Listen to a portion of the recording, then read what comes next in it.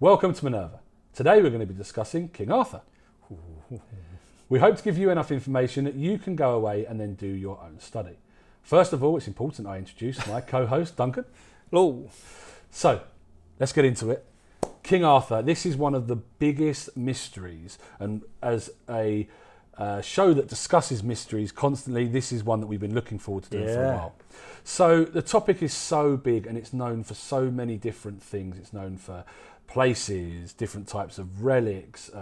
You've got the romance side of it, you've got the historical side of it. And it's today that we're going to discuss the historical side of actual King Arthur. Yep.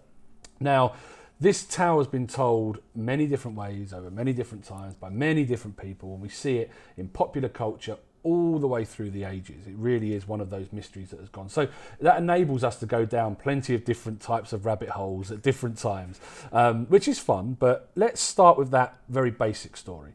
We're talking about, and I think most people will agree, we're talking about around the 5th century kind of time, when we had Britannia. We weren't the United Kingdom at the time, we were Britannia, and we had just run out the Romans from our shores. And there was lots of different kind of states or regions or principalities or whatever you want to call them, held by different leaders. And those leaders were, looking after a certain area of Druids and Christians and all different types of people at that point who had different belief systems, and it was quite a mixture going on, which makes for a magical kind of time with many different people with different kind of thoughts. And with that in mind, let's start with that historical element of who do we think King Arthur was, as it's been debated by many different scholars. Okay. Well, firstly, I've got to say, I absolutely love this subject. It's a childhood one. I mean, my very first book I remember buying with my own money was a Ladybird book of King Arthur legends. Wow. So from there I got into the historical side, then got back into the literature. I'm not an expert, but it's something it's just so passionate and beautiful about. But answering the question, the historical King Arthur. I mean, there's the very question of the concept of king, because as you say, we're looking at small regions. We're not really looking at any concept of a kingdom. It's an aspect that is added later. I would actually date it a little bit earlier. I think we start seeing records of someone with a name similar to Arthur, either related to a common battle or something. We're looking around about the 4th century, where we see some writings by some monks at certain places.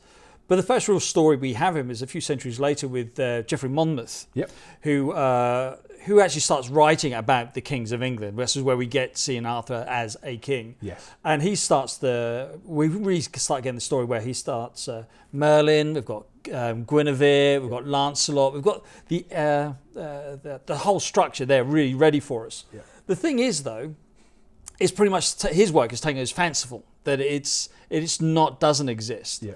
But again, going back, we have these other where he has built his story on.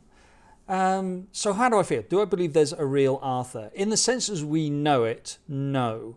I love the idea, and I can appreciate, I can even imagine the idea of we have a Roman official, maybe an officer who doesn't leave. This is. I've been brought, I live here, and so this is my place, is where I govern, and he could have had soldiers loyal to him. So, of course, you get the whole idea of knights and, him being this virtuous-like leader. And, of course, the idea of Arcturus, which is, where we're looking at the family name, which possibly could be Arthur. The romantic in me loves the idea of that. And I know there's sort of supported evidence as meant to go to it. I don't see the evidence, and so the cynic in me would have to also go for there's not the evidence there to, I think, really support it. But the romantic, I'd love the idea of a Roman slaying. I just don't really believe it. Well, at the time there weren't many people writing anything down, really. True. I don't think the kind of Druids had a language that was common, and so there weren't many people. So we are trusting that Geoffrey of Monmouth was writing things in a historical way, in a sense of trying to tell us actually what was happening, and not just writing what he wanted for his own agenda. But one of the things that really irritates me when we talk about Arthur is that the scholars in this subject often go to the fact that they don't believe that King Arthur, as we know him, as we talk about him in general, is one person. They think that Geoffrey of Monmouth had a number of different leaders of the time, and he captured all of the great things they did and put them all into one person. Okay. And created this kind of Celtic superhero, Right. you know, and tried to make it a lot more exciting than it was. And then from there, we get these other books and these other mysteries kind of going. And that's what they believe. However, I find that slightly hypocritical when we look at other instances throughout history like that, where we have the historical Jesus, the historical Mithras and Horus, who have all got those very, very similar things about them, same birth dates, same kind of upbringings and lives, and lots of things that track along, you know, that work together. And if you read them, you're like, hang on, this is the same person.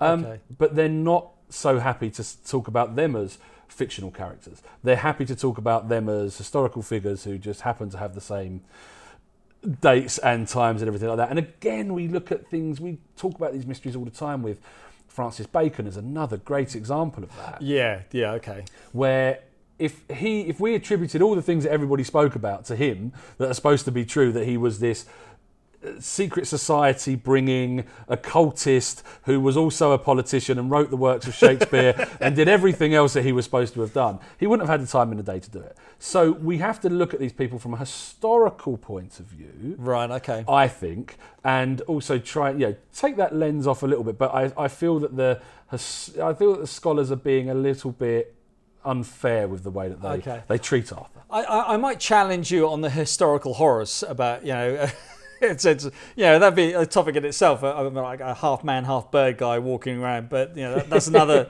subject altogether. But I get what you mean, and I think there's also possibly another twist on that, in the sense of using another example, as we know, Pythagoras. Yep. In general conversation, some people actually believe that there's just one guy, Pythagoras, who is just a whiz at mathematics and geometry, and so all the theorems, all the Pythagorean books we have is by Pythagoras, where in fact, as we both know, is actually a society named after Pythagoras, the society as a group for decades were just obsessed with mathematics and geometry, and the whole thing was around it. And so most of the things that we attribute to the name Pythagoras is about the Pythagoras, the group, rather than the individual. But culturally, we still kind of think of one guy who is really good at. We do. And so this could be the same thing as Arthur, and especially again, it's terrible because it goes to the dreamy idea of there was a Roman guy, was called Arcturus, and the name Arcturus, I believe, is not so much a Christian name, but is meant to be like a Roman family name. Right. So, of course, if there were accounts of someone with the name Arcturus and it being a family name, like mine being Burden, it's if there was several historical accounts of a person called Burden, and they say, all right, this Burden character did this, where it's not, it's the Burden family that have done it. So there is a possibility we could look down that avenue.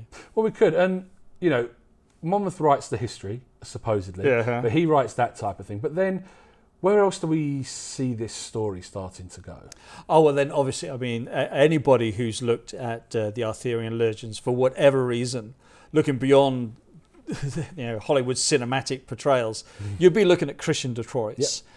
He was a French writer, and he was the one who actually took Monmouth's work, whether he believed it as, but I suppose, to be honest, he picked up the book as being historical fact. It's portrayed as being history. Definitely. So I'm sure that he took it as being a historical source to then put his story on, because he was, for him, as most scholars do, take it, it's a story, and he embellishes it to the first degree to what we really recognise now, where, as you said earlier, the romance that goes underneath it goes through. So I think it's Chretien de Troyes, where you have Monmouth writing a history which we pretty much take as being mythical, but then you have Chretien de Troyes, who then actually writes it purely as a legend. For myself, I see it as a wonderful piece of literature.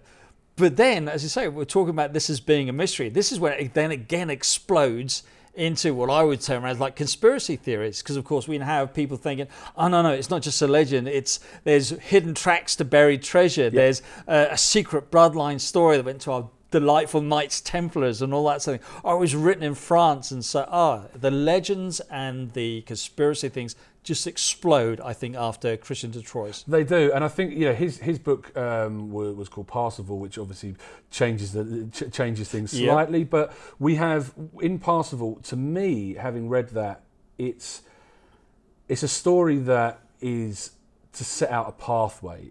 There are lots of life lessons in that. There are lots of different types of learnings in that, and it's about treading that pathway and learning those things as you go along. And there's a kind of, then you get into this, it's taken into a modern twist on kind of Arthur. Yeah, there is. I mean, you know my feelings. I really dislike a lot of the modern twists. But again, we were looking at films and things like First Night with Sean Connery is just a film that should never have been made. But that's just another concept. But yeah, I think you're absolutely right. I mean, the thing that, because I think so many people want to believe in the Arthurian legend, and they do link it to so many different things that we can be passionate about in the mysteries. Definitely. That we attract it to beyond what it actually is. I mean, we know as Masons that there's a strong belief that our rituals are based on morality plays. Yes. Medieval morality plays where an audience would have watched it, they would have watched the story to draw some moral flavour from it. And that is what we have, I think, in so beautifully, especially in the Chretien de Troyes one, where that's what it's about. I mean, the best analogy I could think of is a case of, we've discussed this before, where, for instance, we look at Greek mythology. Yep. I know that some people can have a real look at the ancient Greeks. Oh, how stupid are you? How could you believe in this guy throwing thunderbolts and stuff, in this concept of Zeus? But if you take a step back, it's actually quite believable in the sense that, no disrespect to the Christian faith at all, but of course we do have a common theological problem that's been presented. I know there's theological answers to it, but one of the questions is, if there was such a good God, how come all these bad things happen? Of course. If you're an ancient Greek, it's fine. If there was no fish for a while, there's been raining for months on end, you just go, Zeus is having a really bad time at the moment, and you accept it because you give a human frailty to it. And that's what I think, if you look at what Chretien de Troyes took, he took what he saw as the historical story written by Monmouth, and he wrote moral plays. And if you look at the characters, it's not just about a king who becomes, moral because he drags a sword from a stone.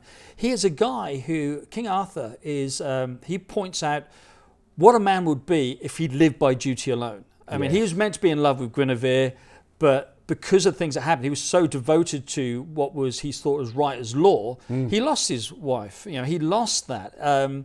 If someone's so bound by this duty, this is what can happen. You have Lancelot, a strong knight who wants to be valiant, who succumbs to lust, who succumbs to temptation. Every character is a representation of the challenge of virtue, which in the Bible is a wonderful thing. It says what you should do. The legends show you this is the challenges of what you do. It's the same as we look at Dante's and the rings of the Inferno, where each ring is presented as a story of how you get past it. And that's what we see in Chretien de Troyes. And that, I think, is the real depth of the literature. But yeah, and to me, it is clearly a metaphor. It's clearly a metaphor. But the next sort of writing that we can then talk about is the French writer who is Robert de Boron. And he Christianizes the story. Yeah, I mean, he takes it to the stuff that we would really, I think, recognize today, where we start seeing a certain relic we're going to talk about later, or where we've got the Grail as being the cup of Christ, really starts getting to some very familiar imagery. He also brings in the legends of, he wrote a previous story of Joseph and Arimathea, which is really brings the story even more so entrenched to being in England, where Joseph Arimathea is meant to have come to Glastonbury, which we know is linked to Avalon, which again is a topic I know we're going to cover later. But this is where we start seeing the stories as we know it today. But again, I still believe it's following those moral lessons to do, now with slightly more of a Christian avenue. Well, that brings me on to the story of Sarah.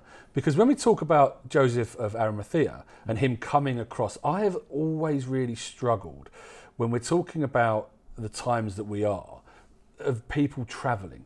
And it's one of the bugbears I've had with the story of Sarah, in which we have often spoken about Rennes le Chateau, one of our favourite mysteries, and we often talk about Mary Magdalene coming across with Sarah, who is the princess, potentially Jesus' daughter, and she travels across into France and goes there. And we're doing that again here. We're talking about Joseph and Arimathea travelling a massive way in a time when, how did they travel distances like that? We know that people did, and we know that there were trade routes, but it just feels to me like such a massive stretch for somebody to go that type of distance. Yeah, I know. It's not like as you say, we know there's the trade routes, but it sounds like they've organised a package deal, haven't they? I go to Jerusalem, I go to Greece, I'm going up there, go to the Vikings are going to be fine with me, I'd be okay, so they're going to take me down to the tin routes of Cornwall. Yeah, and that's the journey, because originally it was just Joseph of Arimathea, the story he goes, but then it gets embellished, and apparently Jesus went with him whilst he's in his youth, and which of course is William Blake's famous poem Jerusalem. You know, the good old rugby song is meant to be about Jesus coming to Wales, and it goes on. But well, actually, I think it's pretty much accepted. It was a bishop of Glastonbury realising that he wasn't getting enough people to pay for the whole thing that's going on, that he wrote this story of Joseph of Arimathea going there. But it's there. He's put how a Christian church uses this story of Arthur to its devices. And this is where we see the mysteries kind of explode, isn't it? Because this is just another part of another part of another part. And again, this is for people watching where you can really go and just dig into the pieces of this story that you like. But so taking back all the thought that we've had this discussion and looking back at this, was King Arthur a metaphor? Was he a real person or completely something else? Well, I suppose everything, really. I mean, at some point there was an early record, as I said, around about the 4th century, where we have somebody named Arthur, whether we're looking at Old Welsh, Celtic or whatever, who is fighting, it seems to be a battle. It was something that got recorded. So there's that chap. Yeah. But I think that bears little relevance to the Arthur that we recognise. Yeah. And as long as we're not recognising him as Sean Connery, no disrespect to him as an actor, but we're not seeing that sort of particular portrayal of him, then we do have someone to look at, and if we see his purpose, as we've said earlier, as being a metaphor or as a literal representation of how difficult it is to live by of different moral codes. The whole story is all through. I mean, one author we haven't spoken about yet is Sir Thomas More, the Morte d'Arthur, which is incredibly famous. I mean, again, going for my love of films, the film Excalibur is possibly the greatest portrayal of. I mean, it's not a particularly great film, but if we're going to look at something that's tried to keep its pace with the actual literature, it would be that. But if we look at the characters and we understand that the effort to make it into a legend was to show the challenges of focusing on one moral virtue and the consequences of even so, like if you are going to be honourable to the point of being degraded, I mean, it's there. So that is real to me. But it's real in the sense of being fictional literature. Does that make sense? It does, and I think we don't disagree too much on this subject, because I think we're both in the camp of there was probably a real guy at some point. Yeah. But after that, we've got to look at these mysteries and these romantic writings of other people that have really made this more and more interesting. And it's actually that part of it that I really love. What we've tried our hardest to do throughout this episode is to not talk about lots of things. So don't talk about the relics, do not talk about the places, because we're going to be doing that in the next episode. So if you're interested in things like the Holy Grail, Avalon, Camelot, the Round Table, and the Sword in the Stone, and that will be in our next episode. So thank you for watching. Please do like and subscribe, and please do let us know what you think about the historical Arthur, and we'll see you in the next episode.